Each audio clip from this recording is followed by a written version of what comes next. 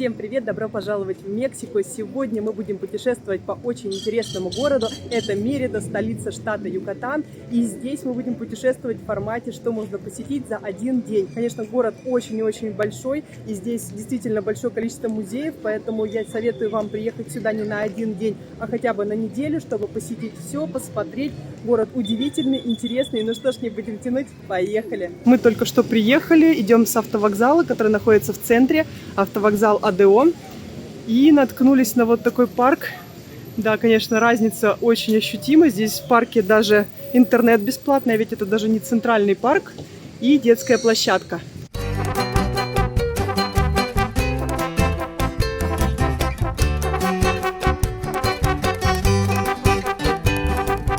Интересные здесь качели в парке Сан-Хуан.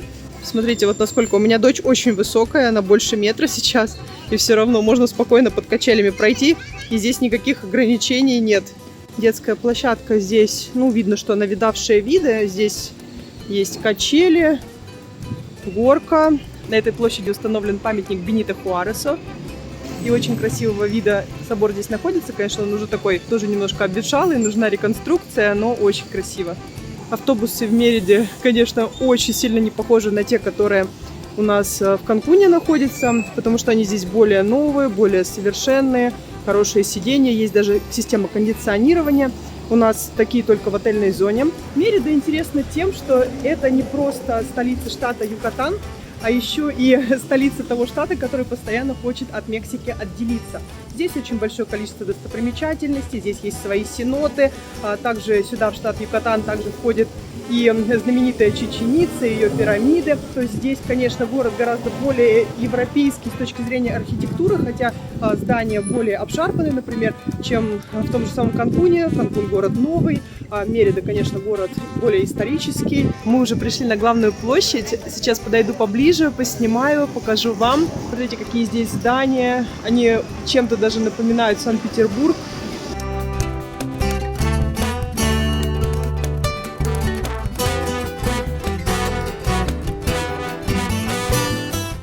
Центральная площадь Мериды или Пласа де ла Индепенденсия – это сердце города. Вокруг нее вы найдете исторические здания, такие как муниципалитет и кафедральный собор. Здесь зарождаются все самые важные события города, а жизнь не прекращается ни днем, ни ночью. Первое место, куда мы с вами зайдем, это муниципалитет Мериды. Это не просто административное здание, это архитектурный шедевр в стиле колониального ренессанса. Он был построен в XIX веке и стал важным символом города, и это место, где принимались решения, которые влияли на будущее Мериды. Внутри здания расположены фрески, изображающие исторические события региона, от времен майя до борьбы за независимость. Эти картины служат не только украшением, но и важными свидетелями истории штата Юкатан. Вход сюда совершенно бесплатный, поэтому если вы находитесь здесь, обязательно советую вам сюда зайти. Ну и, конечно, отсюда открывается шикарный панорамный вид на главную площадь. Следующее место находится совершенно рядом, мимо него пройти невозможно. Это кафедральный собор Мериды. Это один из самых старых в Латинской Америке кафедральный собор вообще. Построен он был в конце XVI века. Он возвышается прямо на площади как памятник христианской вере и колониальному наследию. Но интересен этот собор не только своей архитектурой, но и тем, что он стоит на месте древнего майянского храма. И более того, частично из него и построен. Внутри собора можно увидеть уникальные элементы, такие как барочные алтари, старинный орган, который, кстати говоря, работает, и витражи, которые рассказывают о религиозной жизни региона.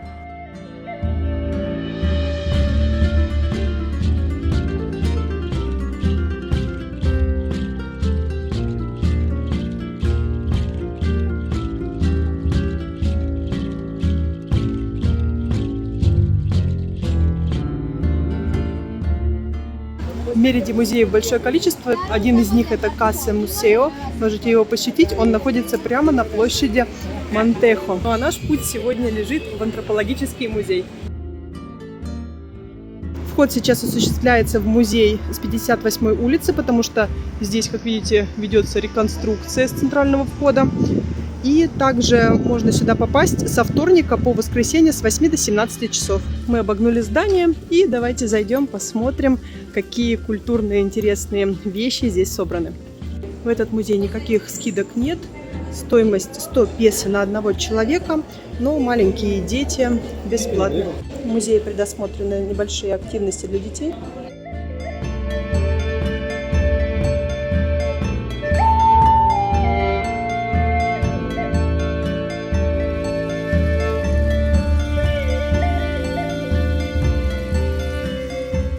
Вот я и посетила этот музей, но, к сожалению, он меня не особо впечатлил, потому что здесь очень маленькая экспозиция, в принципе, мало предметов собрано. Они все уникальные, очень красивые, интересные, исторический, культурный аспект тоже очень интересный, нужно все почитать, но, к сожалению, о них, в принципе, мало написано в самих подписях. Если вы сюда приходите, то, к сожалению, вот, например, люди, у кого коляски с детьми, тоже очень все сложно, потому что, как видите, лестница везде, есть подъемник, но на сегодняшний день он, к сожалению, не работал. Уникальность Мериды заключается еще и в том, что здесь есть выделенные дорожки для велосипедов. И можно здесь кататься, не боясь. Здесь есть также и аренда велосипедов, и аренда самокатов, поэтому город очень-очень мобильный. Сейчас наткнулись вот на такое здание. Как вы думаете, что это? А это ресторан. Смотрите, какая красота.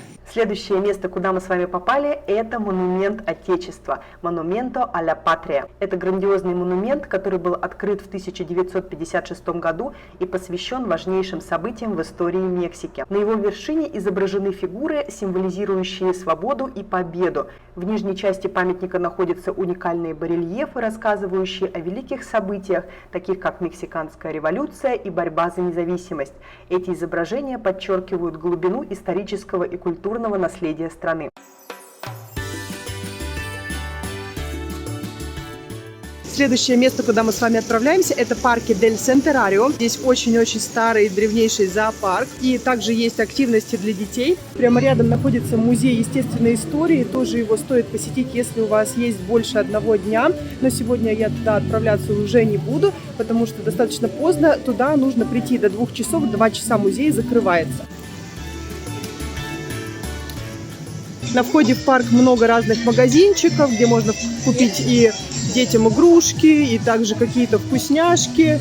И вот такие ненастоящие бегемоты, которых можно потрогать, просто из пластика, но выглядит достаточно реалистично.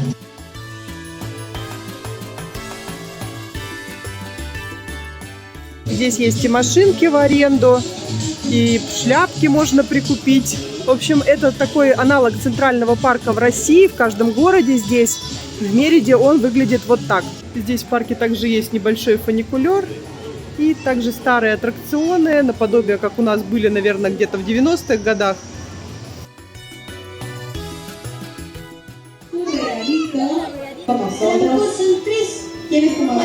Очереди на поезд, конечно, поражают. Думаю, что сегодня вряд ли будем в нее стоять. С маленьким ребенком особенно это тяжело.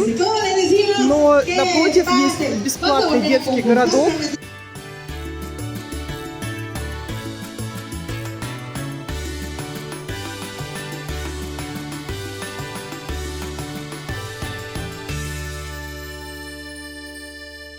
Здесь даже скульптуры есть такие же традиционные, как в наших парках. Если честно, видела я разные парки и экологические парки, но это, к сожалению, не он. Здесь именно чистый зоопарк. Вот, например, коза в вольере, там еще несколько животных. Вход сюда бесплатный.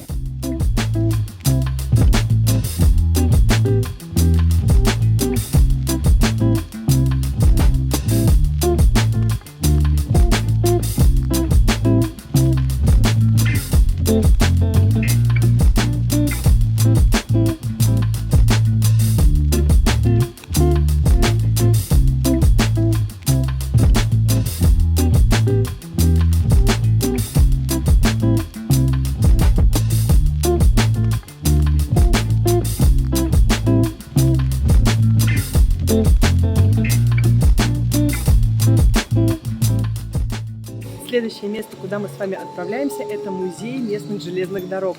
Это место находится прямо рядом с парком Ла Планча, поэтому вы точно не заблудитесь, все очень и очень рядом и можно дойти пешком.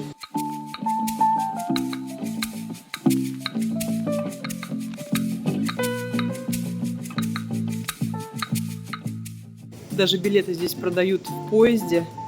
Сейчас попробуем купить билетик и расскажу вам о ценах. Только что купили билетики, поставили еще дополнительно штампы на руку, потому что мы купили билеты. Для взрослых здесь необходимо купить билет, который стоит 120 песо на одного человека, но если у вас есть какие-то льготы, например, если вы проживаете в Мексике, у вас есть перманенты, либо если вы мексиканец, то тогда это будет всего 80 песо за одного человека. И дети до 12 лет бесплатно. Ну а тем, кто прописан в Юкатане, вообще повезло, потому что им бесплатно совсем.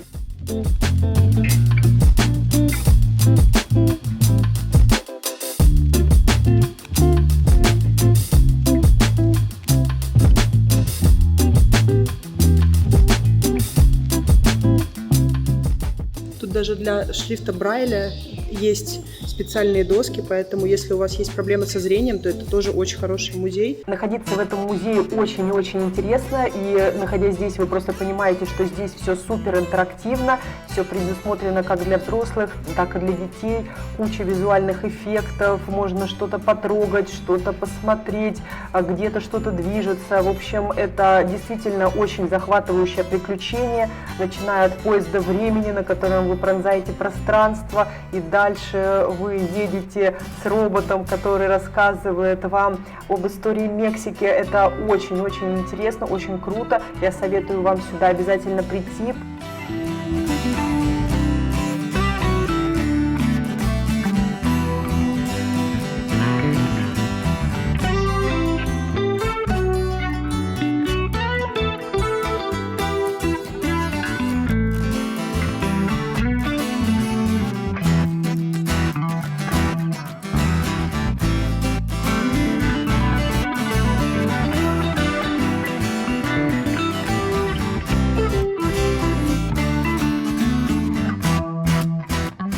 Также один из павильонов музея занимает музей современного искусства, где очень интересные инсталляции, в том числе религиозного характера. Тоже советую это место посетить, потому что инсталляции здесь впечатляют.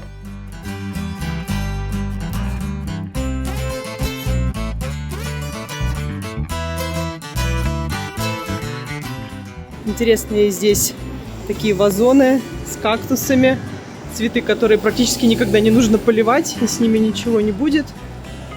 Сейчас еще вот такая разновидность здесь есть. Здесь домики хорошо отреставрированы. Приближаемся к главной площади, поэтому здесь уже более такой стиль поддерживается. Все домики разноцветные, часть окрашена. Но здесь в основном все-таки улица ресторанов, поэтому даже те дома, которые не окрашены, они скоро будут, они как раз в ремонте и скоро станут ресторанчиками. Здания в основном, как видите, они очень обшарпанные, но это, конечно, еще и климатическая штука. Здесь в этом году и ураган сильный проходил, но зимой очень сухо, даже суше гораздо, чем в том же самом Канкуне, где мы сейчас живем. Одним из самых красивых мест Мериды является Пасео де Монтехо. Это великолепная улица, выстроенная в конце 19 века. Это пример того, как богатые местные аристократы использовали архитектурные элементы Европы, создавая здесь роскошные особняки. Здесь вдоль улицы вы найдете множество исторических зданий и особняков, в которых до сих пор проживают люди, а также множество кафе и ресторанов, где можно насладиться местной кухней. В период новогодних праздников Пасео де Монтехо украшают еще более красивыми украшениями и иллюминацией, поэтому это место становится поистине завораживающим и просто нереально идеальным для прогулок.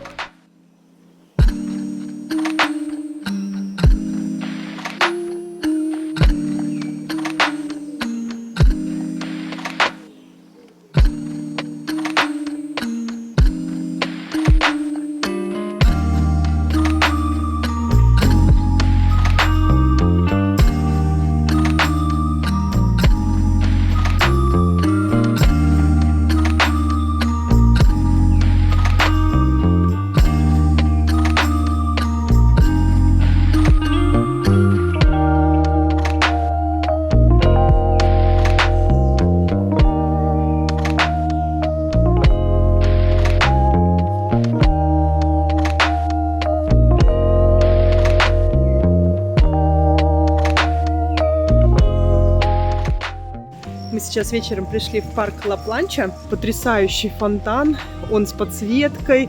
И, действительно, такая атмосфера.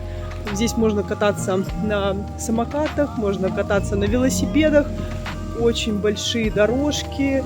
Асфальт, как видите, достаточно качественно положен.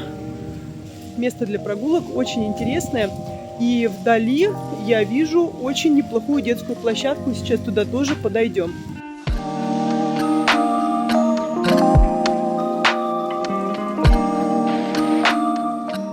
Вот такая детская площадка здесь находится в парке Ла-Планча. В общем, детям здесь нереально весело. И очень много различных активностей, которые направлены именно на физическое развитие.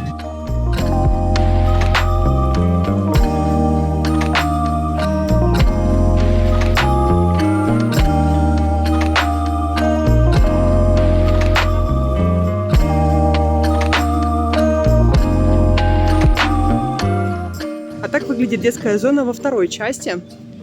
Здесь примерно те же самые аттракционы для детей, но еще есть дополнительно вот такие качели с сеточкой, качели для совсем маленьких и вот такой гигантский детский городок с горкой и очень большое количество здесь различного интерактива, но это все-таки уже для детей постарше, потому что здесь, как видите, есть вот такие места, где можно вот прямо выпасть. Вот. Ну и вообще здесь очень большой такой веревочный парк. Здесь уже больше территория для взрослых, потому что здесь есть еще и турники. В общем, парк действительно шикарный. И, кстати, территория для взрослых есть еще отдельная, специальная, с турниками, с тренажерами. Это тоже все есть. И вот здесь горочки для самых маленьких. То есть, получается, у вас направо идут все аттракционы для самых маленьких, и налево, если вы заходите с центрального входа, уже для ребят немножечко постарше. Кстати, нам также повезло застать рождественскую ярмарку, так как мы путешествуем зимой. Здесь она очень интересная, интерактивная, поэтому тоже вам ее хочу сейчас показать.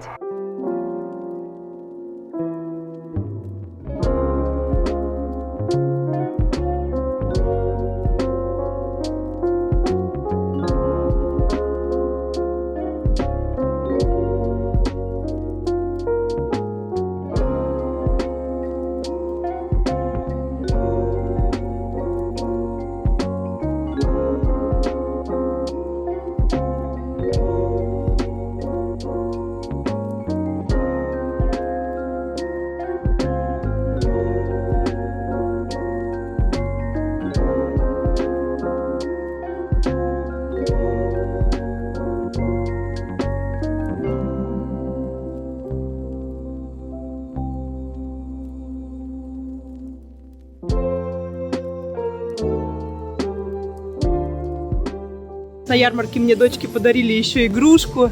Было супер приятно. Всем деткам дарили сейчас игрушки на этой ярмарке при выходе.